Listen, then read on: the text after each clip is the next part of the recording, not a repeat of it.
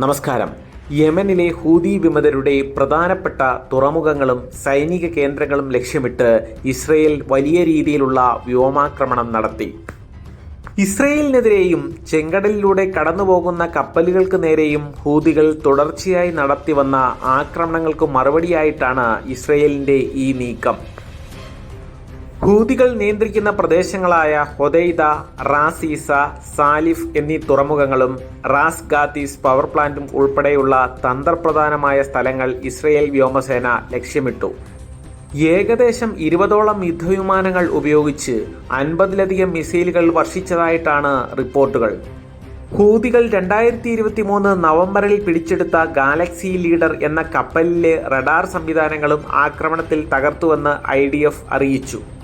ഈ കപ്പലിലെ റഡാർ സംവിധാനം ചെങ്കടലിലൂടെയുള്ള കപ്പൽ ഗതാഗതം നിരീക്ഷിക്കാനും ഭീകരപ്രവർത്തനങ്ങൾക്കും ഹൂതികൾ ഉപയോഗിക്കുകയായിരുന്നുവെന്നാണ് ഇസ്രയേൽ ആരോപിക്കുന്നത്. റാസ് ഗാത്തിഫ് പവർ പ്ലാന്റ് ഹൂതികളുടെ സൈനിക പ്രവർത്തനങ്ങൾക്ക് വൈദ്യുതി നൽകിയിരുന്നതായും ഇസ്രയേൽ കൂട്ടിച്ചേർത്തു.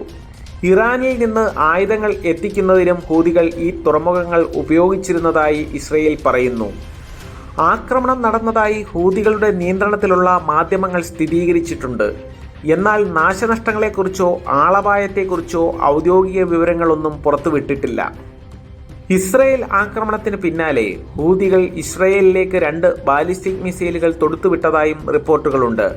ഈ മിസൈലുകൾ ഇസ്രയേൽ പ്രതിരോധ സംവിധാനം വിജയകരമായി തടഞ്ഞുവെന്ന് IDF അറിയിച്ചെങ്കിലും തെക്കൻ വെസ്റ്റ് ബാങ്കിലെ ചില പ്രദേശങ്ങളിലും ചാവുകടലിന്റെ സമീപ പ്രദേശങ്ങളിലും സൈറണുകൾ മുഴങ്ങുകയും ആളുകൾക്ക് ഭീതിയുണ്ടാവുകയും ചെയ്തു.